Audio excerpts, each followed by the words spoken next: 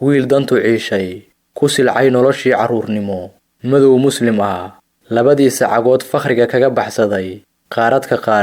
ka badbaaday toogasho military kadibna dhunkaday gacmihiisa ninkani habeenkii waxa uu nadiifin jiray musqulaha fasallada iyo xafiisyada jaamacadda oo uu galabkii xiisadaha ku qaadan jiray wuxuu dhagaha ka furaystay naanaysta jeesjeeska ah ee qashinlihii madooba ilaa uu xildhibaan ka noqday mid ka mid ah dalalka ugu ammaanka badan caalamka New Zealand waddan jasiiradeedka dhex qotoma badweynta Pacifiga Ibrahim Umar waxa uu ku dhashay waddanka ku yaal waqooyi bari Afrika ee Eritrea caasimadiisa Asmara xaafad isku rarana oo danyartu istugaashadaan taasoo wax yar u jirta Joseph's Cathedral dhismayaasha qadiimiga ee uu ka tegay gumaystihii Talyaanigu Ibrahim waxa uu mid uun ka ahaa kumanaan carruura oo qoysas sabool ah ku korsanayeen guryaha aan biyo celiska ahayn ee coshadaha ka samaysan marna dalkiisa hooyo kuma helin nolol u qalanta midii uu xaqa u lahaa waxa mustaqbalkiisa god ku riday xukunka keligii taliska arxanka daran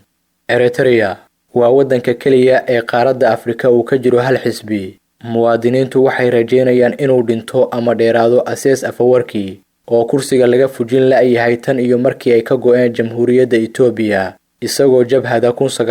1997 in badan oo ka mid ah dadka Eritrea darxumo macaluul iyo xorriyad la'aan ayay kula hoos nool yihiin xukunkiisa wax talo ahna kuma laha siyaasadda dadku marka ay 18 sano gaaraan waxay ku khasban yihiin inay dawladda u shaqeeyaan iyagoon xaquuq lahayn Ibrahim Umar goortii uu dugsiga sare dhameeyay waxa lagu khasbay inuu askari noqdo xero military ayuu ku qaatay tababar ciidan isagoo tuute qori gaashaan iyo boosh ku kooraysan waxa uu dhufays ka galay xuduudda Itoobiya iyo Eritrea oo ay dhowr jeer ciidamadu baaruudda isugu awood sheegteen Ibrahim waxa galay han siyaasadeed iyadoo ay sii xoogaysatay nacaybkii uu qabay nidaamka keligii taliska ee hogaamiye Eritrea wuxuu saluugsanaa mushaharka uu dawladda ka qaato oo ahaa $30 oo kaliya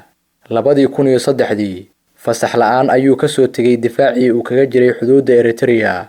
waxaana taliyaha militarigu amar ku bixiyay in baxsad lagu toogto waxa looga shakisanaa inuu jabhad xukun doona asaasayo balse waxa uu naftiisa ula baxsaday dalka Suudaan si uu riyooyinkiisa u rumeeyo isagoo sharaxaya khatarihii uu la kulmay markii uu ka cararay Eritrea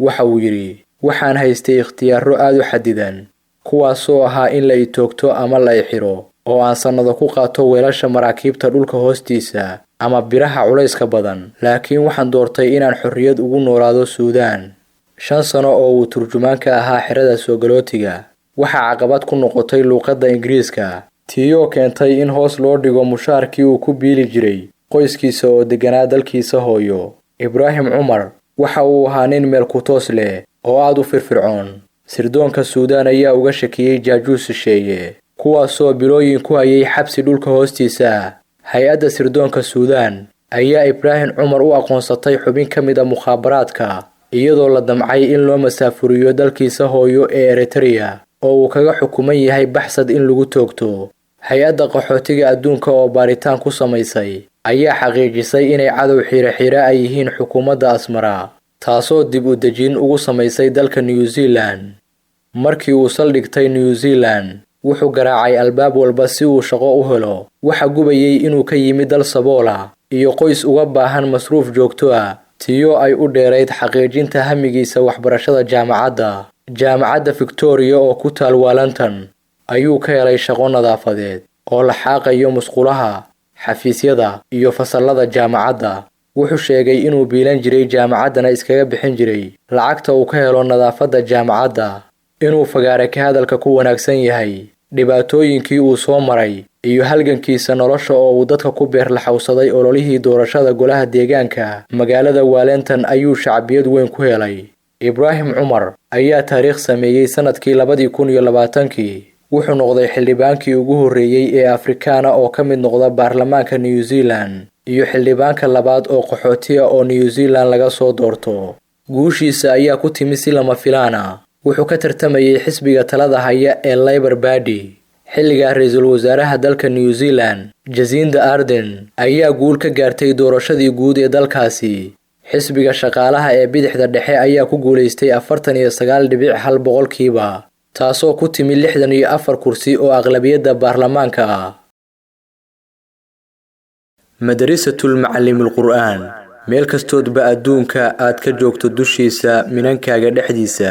adoon meelna u dhaafin online maado ku qaado baro maanta duruusta mabda'eena islaamka qur'aanka ka meerso axaadiista ka miiso siiradii nabigeena sallallahu alayhi wasallam siirmaanka ku kaydso. Madrasatul Macallimul Qur'aan waa malcamad online mahuraan aan la dhaafin midka aan ka warhayni malaa waa maqfuul ee maanka ha u furo haatan meel kastoo daafaha caalamka aad ka joogto si online ugu biir mareegta xifdinta qur'aanka kariimka Madrasatul Macallimul Qur'aan oo kala xiriir nambarada WhatsApp-ka ee shaashada kaaga muuqda.